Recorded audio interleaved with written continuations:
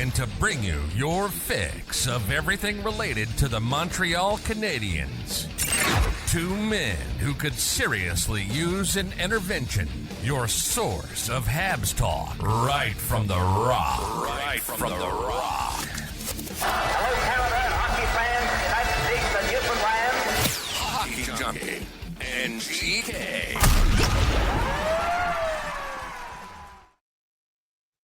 Welcome to Season 3, episode number 7 of the Fix Podcast.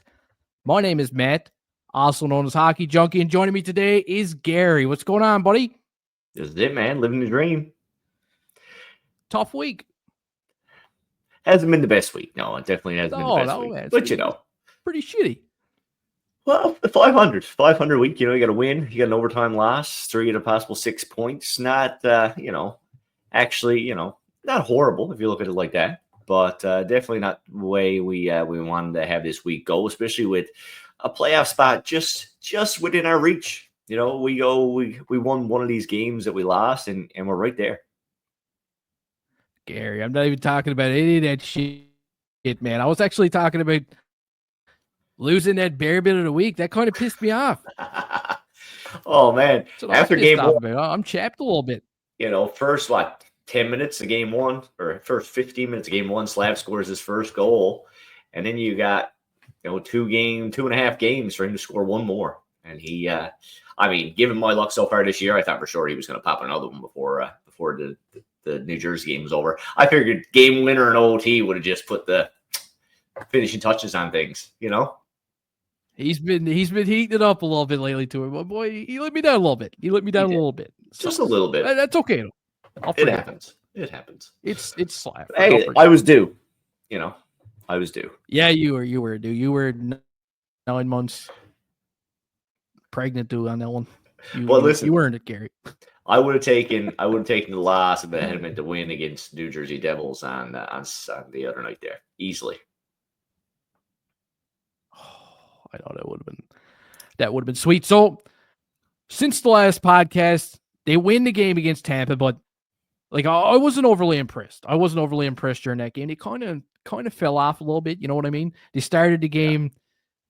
I don't know. It took them a while to get the motor going, and then they go into Detroit, and they lose that game. They go down a few goals in that game, and the same thing happens again in New Jersey. It's becoming like some kind of a common trend. I want to get this one out of the way right away because it's annoying. That's a problem. It is. It's all well and good to be able to come back from a lead and to show character and all that kind of stuff. But at the end of the day, it's much better than not have to come back from the lead, at least not every single game. It's great that you can show that you can do that. But ever since giving up that lead to the Leafs in the, since giving up that lead to the Leafs in that game, they haven't been playing the same as they were playing prior to that, really. Ever since Emil Heineman went down, a little bit of shine has come off of their win, and you say what you like about the way role players play and whatnot, but taking that guy out of the lineup, it has had a cascade effect to the whole lineup, and they've been showing it since. They've been still managing to win games, but the last couple especially, they managed to pull out a win against Tampa there, but otherwise, it was hit or miss. Imagine though, Emil Heineman has that much of an effect, but it's true though, because it did kind of screw up the lines a little bit. They're tossing guys around. They're double shifting guys now near the end of the game. They don't really know what to do. They just call up Raphael Harvey Bedard. Is it too late for him to get into the rookie conversation, into the Calder conversation, or what? It'd be nice if he could. But like you said, it's not just that line. It's man. PH sauce. But you're looking at, like you say, it obviously that line was quote unquote the best fourth line in hockey for the first half of the season, and definitely with that period of time when Montreal was really clicking, they were unquestionably probably the best fourth line in hockey. And then you got to take him out, so that diminishes the offense there. And then, like you said, they don't trust Pizzetta. It doesn't seem like they do anyways. So they're double shifting guys, and it really throws off the momentum of the game. So I wouldn't put my finger on that being the biggest reason, but it definitely has had an impact, and you definitely see a downward trend in their play since Heineman has gone down.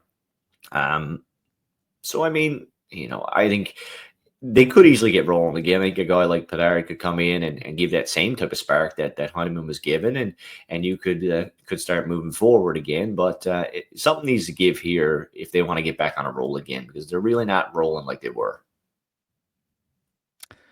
Yeah, it's the starts, man. It's the starts are just not good enough. Like I said in my last video, it's kind of like waking up every morning and you just, for no reason, just sacking yourself to start the day. Nobody does that. Nobody wants to do that. Why would you do that? Right? You wouldn't. And then getting out of bed after. I wouldn't. I mean, I tried. Just once. Yeah, just see what happens, right? Oh man, I could get when you go 10 years without getting sacked. Yeah, I mean, high school it was every other day, Right? Yeah. I know, man. I got to tell you a quick story. Go for it. I went to a party one time at my buddy's house, right? And I walked in, I opened up the door, I walked into the porch, and like when you go into the porch, there's a kitchen right away. Like, you can see the kitchen. And when I went in, there was like 5 dudes laying on the floor in agony. Everybody's got a good buzz going, but I'm like, boys, like what happened to these guys? And my one buddy's like, this, and he just punched me right in the balls, man. And I went down on the floor in a heap too. Like it's a good old party in Newfoundland. That's apparently so. Yeah, with friends like that, who needs enemies, right? Oh yeah, I learned a valuable lesson. Then they never ask why people are in agony. Wear a jock. All circumstances. Oh yeah, I've been wearing a jock to every party since then. But you know what? We should take a look at Raphael Harvey Bedard and see what he's been up to, man. We should. Harvey Bedard. I mean, yeah, like we really didn't really hear a whole lot. He was injured to start the season. Okay, so he's got 11 points in 24 games. But man, that run that he was on in 2022, 2023, holy shit. 20 points in 34 games. I wonder, can he get back on something like that? I don't know, though, man. It's going to be tough. It is. Sometimes guy only needs an opportunity. You know who I really feel bad for? I mean, great opportunity for Harvey Bedard if he can come up and just establish himself back in the lineup again. Because a couple of years ago, it looked like, he was going to be a grindy fourth line guy who could play up your lineup if you needed him to. He got excellent opportunities when the lineup was decimated by injuries a few years ago and kind of took full advantage of it. He hasn't had that opportunity given to him again. And when he has gotten a little bit of a chance, he really hasn't been able to capitalize on it. So, maybe it will work out for him this time. The guy I feel bad for, given like all the circumstances right now around Montreal and them needing a spark in their bottom six is a lot of poor time for Joshua Waugh to get hurt. Hey, like poor guy. Like, you got to think after Beck, he's the next guy who gets a shot, and then he's down with injury, and he's playing fantastic hockey. He's been playing good all season since he's been in Laval. And I thought he looked pretty decent. He didn't like the world on fire, but I thought he looked decent in the in the preseason this year. He didn't really get a chance to stick around. I thought he looked really good last year down the stretch from Montreal. I was kind of surprised when he didn't get a shot to start the season because he had played so well down the stretch last year. And he played okay in the preseason, So I thought the way he was playing Laval, Beck getting a shot and kind of really not establishing himself. And I don't think they want any of those young guys to come up and spend too much time there with the run that Laval has been going on, the position that Laval is in. But I think definitely Waugh would have been the next guy to get the tap, and he's missing his opportunity right now out with an injury. 100%, man. So we got the slow starts is a bit of an issue. Now, mind you, like we're doing a little bit of complaining there. We're just picking things apart, okay? We know that the Canadiens have been on a good run over the last 25 games. It's been a lot of fun to watch, but I mean, we can critique. We can't. That's what we're here for. That's what we do, right? So slow starts is an issue. Fourth line being dismantled is a bit of a problem. I mean, nobody's seen that coming with Emil Heineman. It's too bad because he was unbelievable. It's Al's boy. Al loves the guy. Absolutely. Right? It's a shitty situation for everyone, but is there any other glaring issues that you're seeing right now? Besides, I wouldn't say those two, like anything else that you just. To me, I wouldn't say it's a glaring issue. there's two things that I think kind of have changed a little bit over the last little while. The first is that I think goaltending, Montembeau's come back down to earth a little bit. I mean, I don't want to pick on Montembeau in particular, but I think that, in the games that they've lost with Monty and Ed are the ones where he's let up goals early in the games. Some of those I think he'd like to have back, and I think he'd probably be the first one to tell you that. I don't think he's been at his kind of at his personal best over the last little while. Davish came down to earth perhaps a little bit as well. But I don't think we get a point in that New Jersey game if Davish doesn't play the way he does in overtime and play the way he does throughout the game there. So I think I think that's a big thing. Just goaltending come back down to earth, and that's going to be something they're going to have to address a little bit moving forward. When do you start? If Matty plays again the next game, and I assume that he will. If he struggles, when do you start saying we're going to start throwing Davish back-to-back starts? Is it something they need to look at? So to me, that's one thing. What's your take on the goaltending situation? Where would you go with it moving forward? Is it time to panic on Monty? What do you think?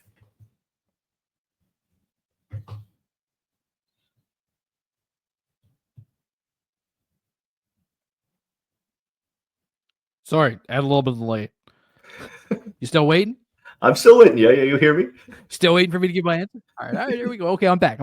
Good. So I felt like Dabish, like you said, he gave him the point against the New Jersey Devils because some of those saves in the third period, I felt like when Carrier tied the game, all of a sudden the ice was just lopsided. Like it was all New Jersey. They were firing on all cylinders at Dabish. He made that one glove save when he was sprawled out, like down on his stomach. Absolutely. Nice save. Beauty. He kept him in it for sure. It could have been way worse, dude. That's a point that they might have not have gotten if he wasn't in it. But I don't know, man. Like, I still don't think there's a goaltending controversy just yet. I mean, yeah, he comes in, he wins his first 5 games. He's looking incredible. I love the guy. I love watching Dabish play right now. But if it's me, I'm going back to Montembeau again for the game against Winnipeg, no doubt. No brainer. I'm going back with Montembeau. And I'm just gonna let two of these guys duke it out. Have a nice little competition and see what happens then. But if he does stink it up against Winnipeg, then yeah, who knows? Maybe and Dabish comes in and wins the very next game. Who knows, man? Maybe Dabish does start playing a little more. Well, I mean, like I said, at this point in the season, it's one of those things where you got to win games. You just have to win games. If they're in fifth last, if they're in fifth last, and both goalies are playing okay. If they're in second last and both goalies are playing okay, then you just go back and forth, and you don't worry about it because both goalies are learning and growing and developing, and they need to get their starts and whatnot. But Ken Hughes wanted to be in the mix, and they're in the mix right now. And when you're in the mix, then you make tougher decisions. You don't. It's not time, like we talked about with Slafkovsky in his first season. You could be patient with that guy because you were nowhere close to being competitive. Caden Gooley, even like guys like Justin Bear and Jordan Harris, when they broke into the league, you give them playing time. You could accept their mistakes because they didn't matter. If anything, they helped the cause, a little bit. You were tanking for certain players. You were looking for draft picks, so you could have patience and you could be patient with those guys. But right now, I mean, and don't get me wrong, I don't think we're cup contenders right now. But when you're in the mix, you got to put your best foot forward. And I'm with you in that. I think they'll give Monty the next start. But like I said, if he starts to falter or continues to play just okay, and every time Dabish gets the net, he plays well and gives you a chance to win, I think it's soon going to be to the point where they do start kind of going back the other way. I mean, none of one of these guys are, tenured veterans. They haven't, neither of them been there for a long, long time. So I think even if you were going, 60-30 the other way to Dabish, it wouldn't really be a controversy. It'd just be a little bit of a swing in the workload and riding the hot hand. Yeah, for sure, man. I'm with you on that 100% too. One thing I do want to talk about though, before we get too far away from those games, especially the game against New Jersey, is the final goal in overtime, because there's a pretty big controversy going on right now. People are pissed off. Some people are pissed off with Matheson. Some people are pissed off with Line A. Everybody's got a different opinion on it. But hang on. Where is it? There it is. Let me go back. Do it right. So Laine's got the puck. And here's the pass. Here's the pass everybody's been talking about. Matheson misses Yeah, it. I mean, Goes back up the ice. It's a tough one. it is a Bit tough of a one. heartbreaker. I mean, to me, it's not a fantastic pass, but it's not a horrible pass. I mean, it still hits his stick. It's not like he misses him by 17 feet. It just happens to be Madison's going one way and the puck's a little bit in front of him. So, I Right mean, here, it doesn't look too bad. No, it's just It doesn't look Madison's too bad continuing. right here. And Madison's just kind of moving in the other direction. So he doesn't, he doesn't react fast. I think he thinks he's going to corral that and get a quick shot on net. And then he doesn't. It gets beyond him and he's still moving in the right direction. So, I mean, it's a play of inches. It's not a glaringly poor pass. And it's not really bad. I think, Petrie maybe takes a little longer than you'd like to react. Like when you see the puck, he touches his stick and then there's nobody else in the frame. So you're thinking, well, he should be able to get to that puck first, but he doesn't. As a matter of fact, two people get to the puck before him essentially as the puck goes up the ice. Yeah. So maybe a little bit of a lack of effort. What I don't like about this play, I mean, once this play is done now, here Madison's working hard, but just watch how, this is blatant interference to me. They're not just converging on the same space. He changes lanes and deliberately takes out Matheson. Now, Madison's not catching Hughes anyways. Don't get me wrong. But still, if this was a power play and the defenseman interfered like that on the blue line to lead to a scoring chance, they call that 10 times out of 10. And, I mean, it wasn't called here, and I'm not going to suck and whine about it. But to me, how can you look at that play and not say that's I am, Gary. Yeah. All right.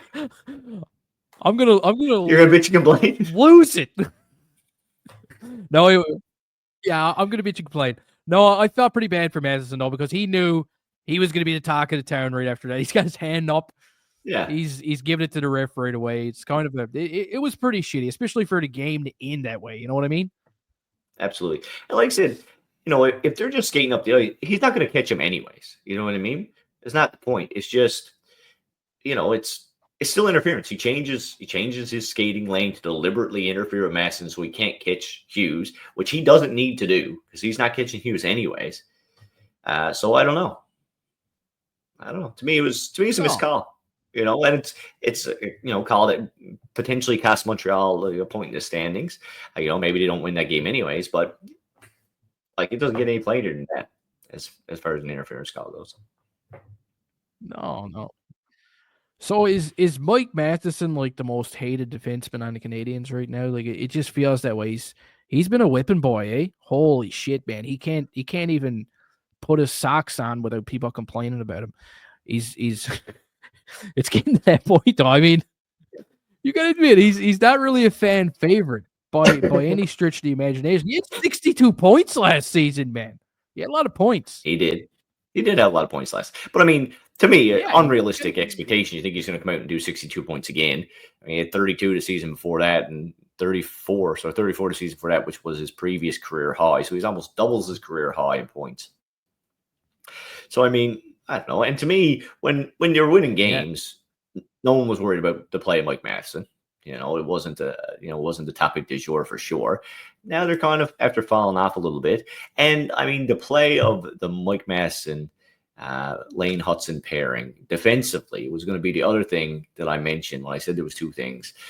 The other thing I mentioned with regard to what has changed over the last little while, I think that pairing probably has fallen off a little bit on the defensive side of the puck, even on the offensive side of the puck. But I think for that pairing, those two things go hand in hand because when they're playing well, they don't play much defense. They transition the puck really quickly out of the zone and they hit you back on offense. And that's how that pairing works. When they get caught in the defensive zone, they're neither of them are that kind of defenseman. We said, when everything was rolling, I said, if you had told me that was going to be a pairing that would work, I'd be surprised. Mike Matheson is not the guy we talked about when he was playing with Caden Gooley. He's not the guy who insulates guys. You got a young player. It wouldn't be, let's put Mike Matheson on his other side to insulate him. Mike Matheson needs a bit of insulation himself. He's an old house in and of himself. He can use a little extra insulation. You know what I mean? So Yeah. you can't put a guy in a situation that's maybe he's not fully capable of taking on, or he's not best suited for, and then complain because he doesn't do a good job at it. It's the way defense is right now, and I think he is doing a serviceable job of working with what he's got there. And I'm not saying Lane Hutson doesn't give you a lot to work with, but they're very similar defensemen in the way they play and the way they approach the game. Maybe a little bit different the way they do produce it. So I mean, you can't complain at a square peg for not fitting in a round hole. No, man. And when I'm looking at the pairings right now, like I'm looking at the third pairing of Jacky and Savard, and these guys, they just go together so nice, man. They're like two cheeks of an ass. You got to keep them together. I don't know. They just work good together. You know what I mean? As like that final pairing. But Hudson and Matheson, I wasn't really. You could kind of see it coming. You know what I mean? It's not like it didn't take Nostradamus to figure that one out. That eventually we were going to be kind of not liking that combo. But again, no, like, exactly. How do you fix it? Because Gooley and Carrier, they've been kind of nice together too, right? And really, when I look at it, those are the four that you kind of break up to try and fix that. But I just don't know in what kind of a combination you would do it. Do you put Gooley back with Matheson again? Do you put Carrier with Hudson? I don't know. Stump there a little bit, Gary. Scratching your noggin. I like the Carrier Gooley pairing. I think that's your strongest pairing right now. I wouldn't break that up. I don't think you really. I don't think there's any value in that. I could be wrong. You could drop Matheson down to play with Arbor Jacky on the quote unquote bottom pairing. Still give him some power play time, obviously, and if you shorten the bench later in the game, maybe he moves up and has a few more shifts if you're looking for a goal late in the game, and then move Savard up with Hudson. I think then though you're looking at Arbor Jacky's play in 3 weeks, and you're saying, well, now Arbor Jacky's not playing that defensive role, because he's been playing better over the last little while. So it's a hard thing to balance out, and it's not so much that Mike Matheson's a bad defenseman.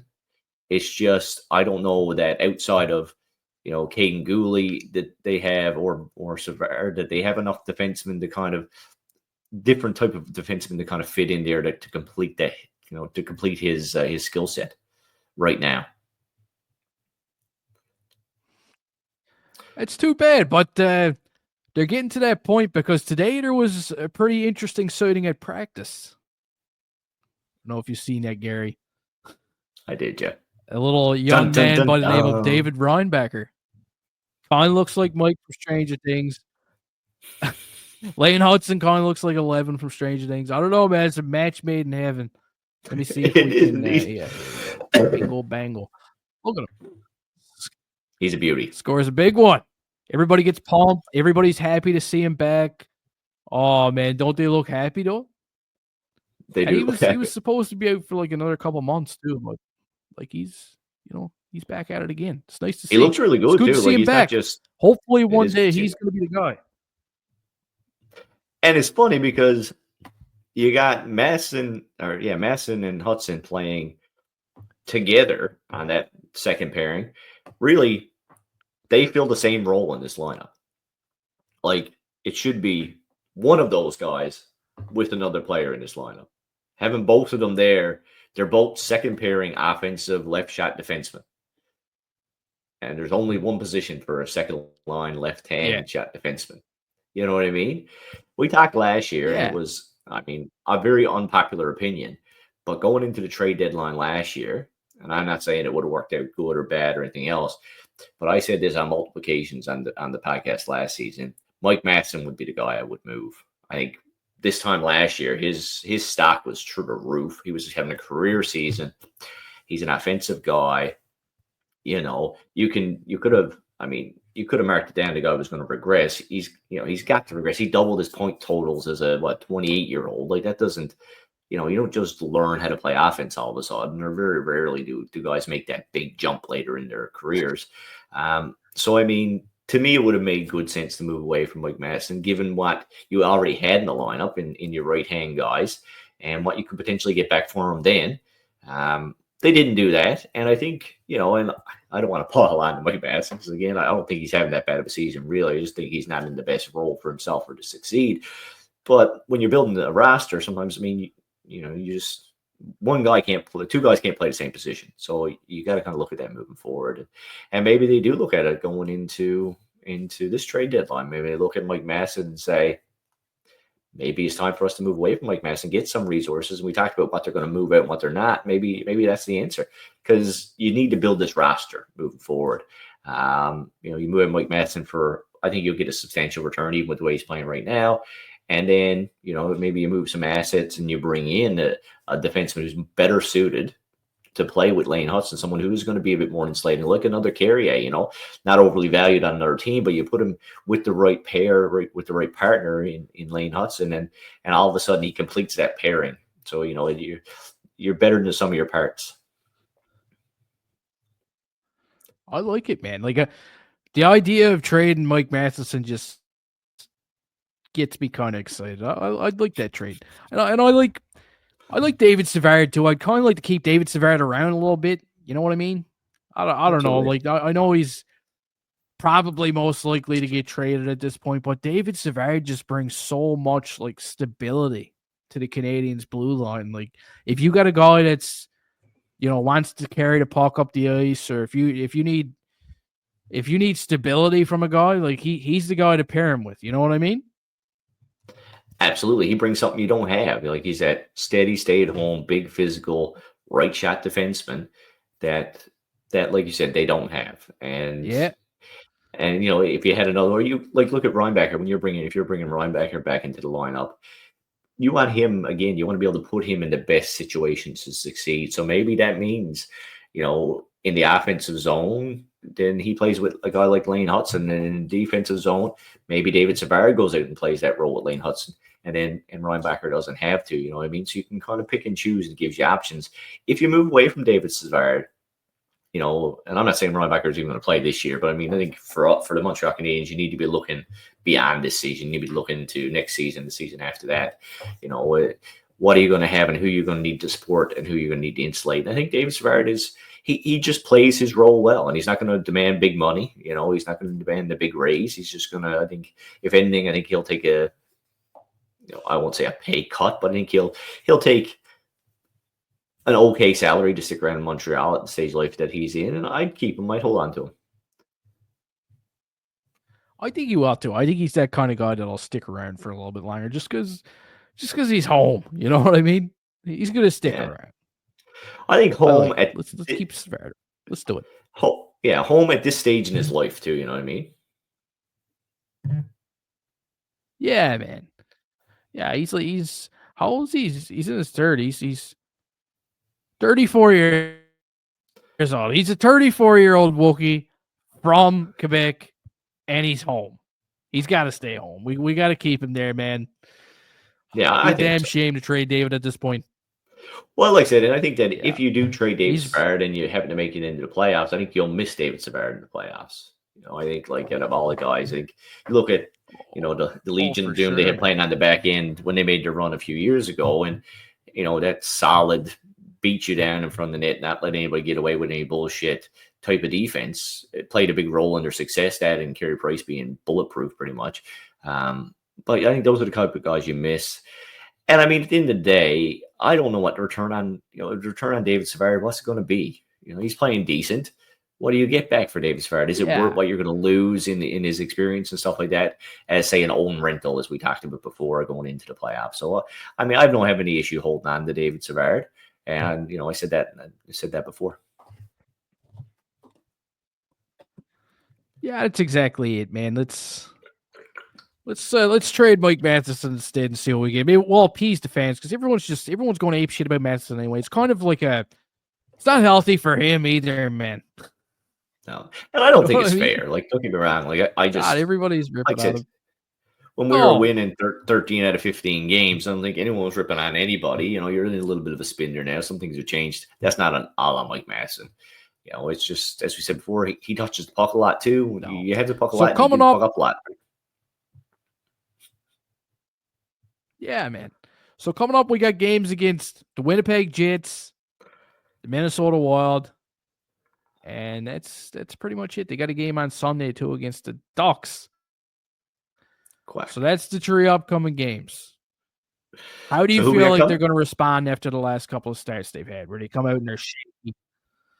Winnipeg, Minnesota, and Anaheim. Yeah. Well, I mean, if how they've played to date has been any indication, they bring their best games when they play against the best teams in the league. You know, they went out west and they played against some really talented hockey teams in Las Vegas and a bunch of different things. And that's when they started rolling. You know, they went down through Florida and bet the Lightning and bet the Panthers. You know,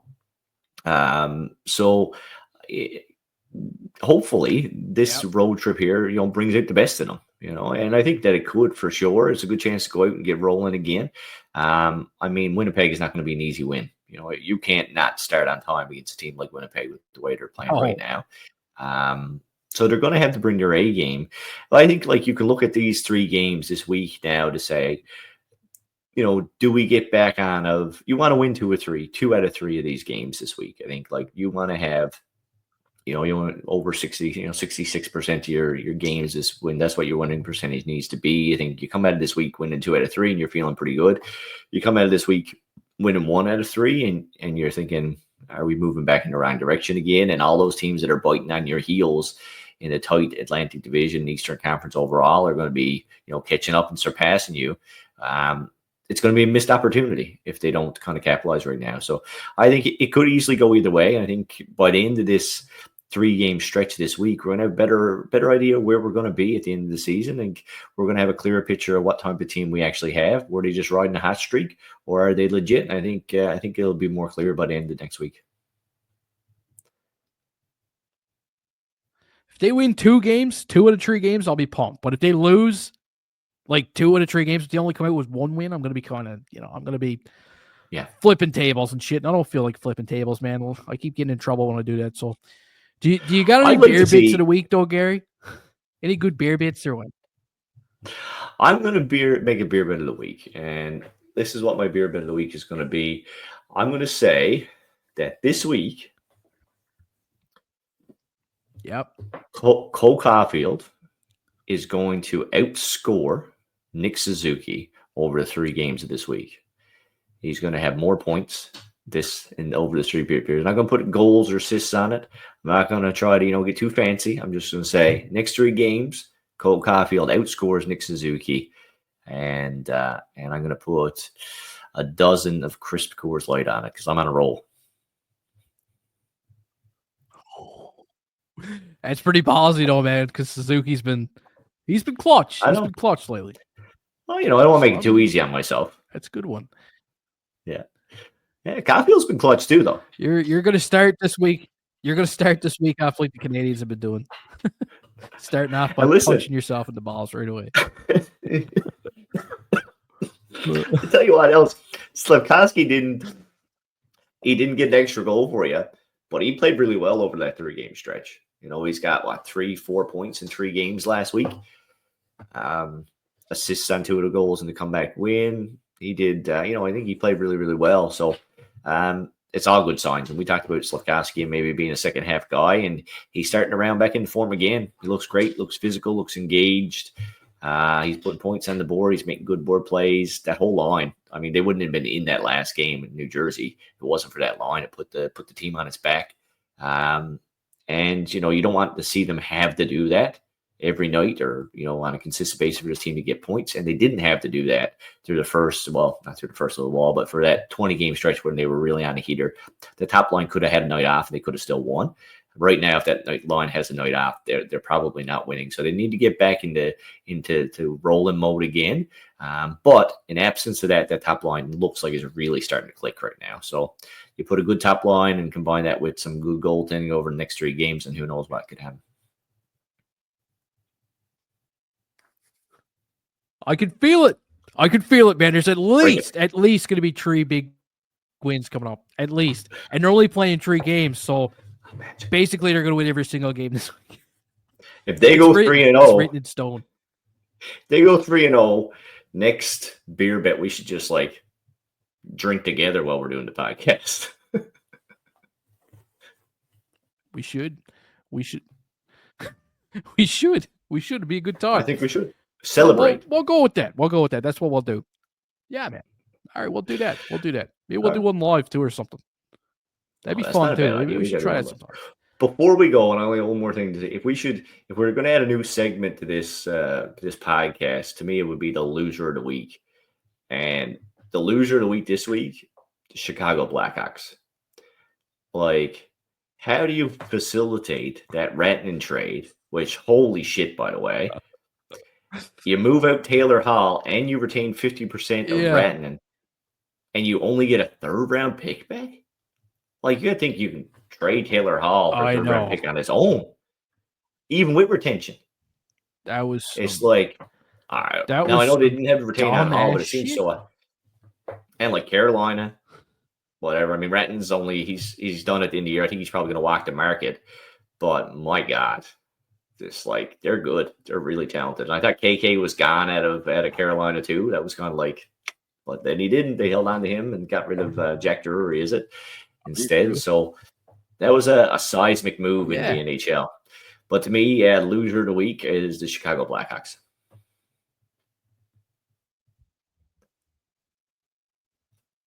Absolutely, man. And it's kind of funny too because I was waiting for stuff to start trickling in. You know what I mean? Because at first they said Jesperi Kotkaniemi was involved in the trade, and I was laughing at that. I thought it was kind of funny.